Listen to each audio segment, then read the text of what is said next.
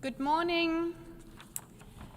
I call to order the high-level meeting on the theme Preventing and Combating Illicit Trafficking in Wildlife and Other Crimes that Affect the Environment. As mentioned in my letters dated May 8th and June 1st, 2026, this high-level debate is held pursuant to Resolution 80/229 of December 18, 2025, and aims to raise awareness on the scale and complexity of crimes that affect the environment and their impact on security, sustainable development, and human rights. This meeting will offer a platform to reiterate the strategic importance of preventing and combating this type of crime, to share information on their trends and exchange good practice in responding to them. This meeting will also contribute to addressing the relationship between crimes that affect the environment and corruption.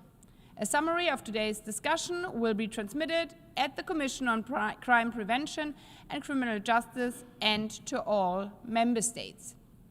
I will now deliver my statement as President of the General Assembly.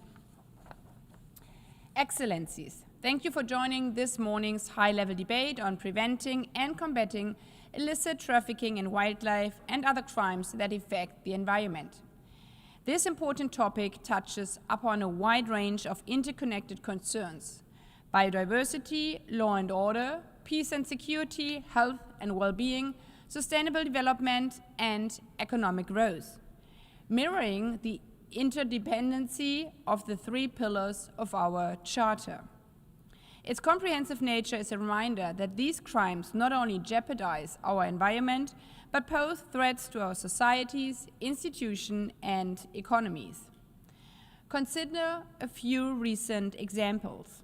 In Kenya, authorities apprehended smugglers attempting to sell thousands of Queen African harvester ants, primarily in Europe and Asia.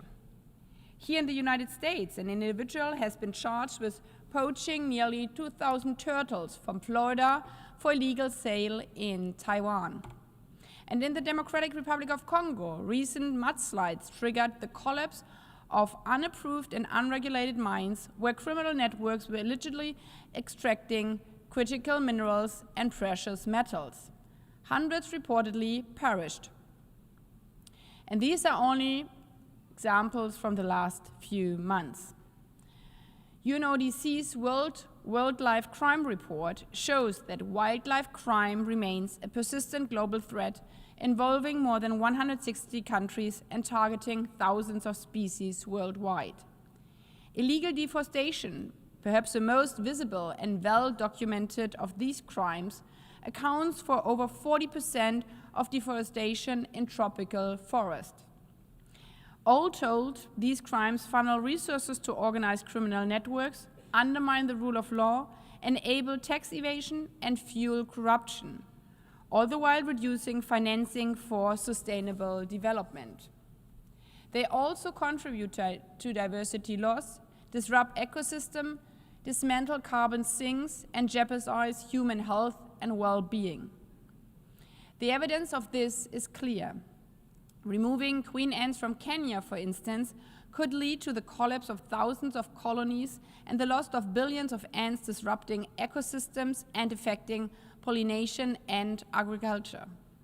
And the illicit trade in critical minerals and precious resources cost countries like the DRC billions of dollars in revenue annually, which much of it landing in the hands of criminal networks and rebel groups, jeopardizing peace and security.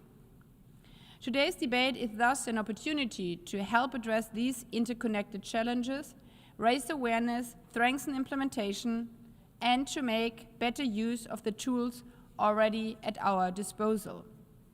This includes multilateral frameworks such as the United Nations Convention Against Transnational Organized Crime and the United Nations Convention Against Corruption.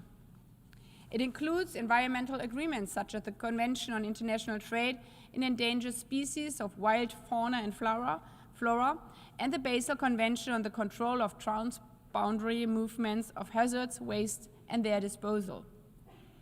And it includes programs that are already delivering results, such as UNODC's Global Program on Crimes that Affect the Environment, which supports national and regional authorities through strengthened legislation, enhanced law enforcement cooperation, and efforts to disrupt illicit financial flows and organized criminal activity. Excellencies, the forthcoming 13th session of the Conference of the Parties to the United Nations Convention Against Transnational Organized Crimes, to be held this October, offers an important opportunity to advance a more coordinated and harmonized response to illicit trafficking in wildlife and other crimes that affect the environment. Because as today's discussion makes clear, these are not isolated crimes with isolated consequences. They are interconnected threats that demand interconnected solutions. So let us use today not simply to diagnose the problem, but to identify practical ways forward, to strengthen cooperation, make better use of existing mechanisms, and build the collective response this challenge demands. Again, in the spirit of knowing that we are always better together.